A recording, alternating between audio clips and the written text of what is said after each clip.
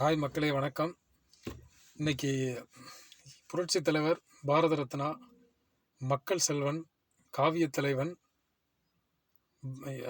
எம்ஜிஆர் அவர்கள் இன்னைக்கு நினைவு நாள். அவர் இறந்து 38 வருஷம் ஆச்சு.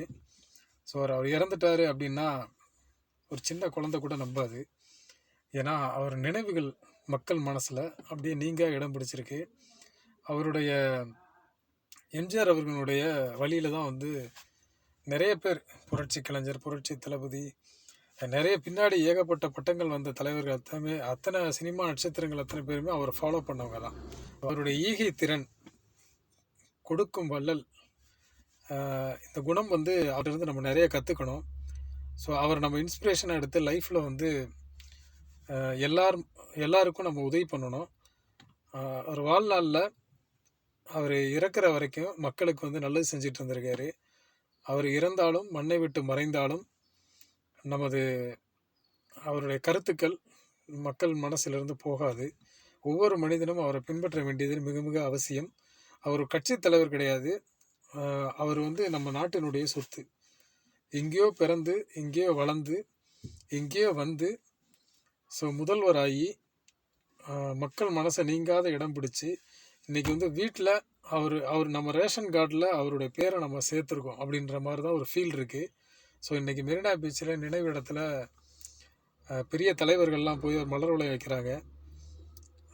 வருஷம் அவருடைய நினைவை நம்ம என்ன சொல்கிறது, அவர் இறந்துட்டாருன்றத மனசில் யாருக்குமே அந்த கவலை இல்லை. காரணம் என்னென்னா, அவர் நம்ம கூட இருக்கார், அவருடைய கருத்துக்கள் இருக்குது, அவருடைய கொள்கைகள் இருக்குது அப்படின்ற நம்பிக்கையோடு தான் நம்ம இருக்கோம். நம்ம மட்டும் இல்லை, நமக்கு பின்னாடி வர அத்தனை ஜென்ரேஷன், எவ்வளோ ஜென்ரேஷன் வந்தாலும் சரி, அவர் செஞ்ச நன்மைகள் போகாது.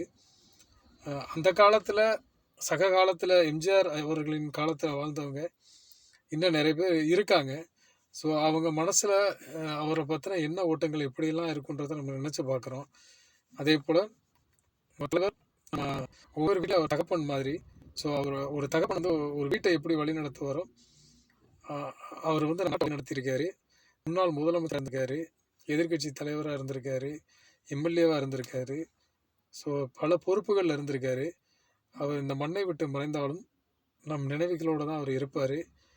வாழ்க புரட்சி தலைவரினுடைய புகழ், அவருடைய ஈகை திறன் அத்தனையும் நம்ம ஃபாலோ பண்ணணும். ஸோ நம் மதுரை மோகன் டாக்ஸ் யூடியூப் சேனல் சார்பாக அவருடைய நினைவு நாளை போற்றுவோம். எம்ஜிஆர் அவர்கள் வாழ்க. தேங்க்யூ.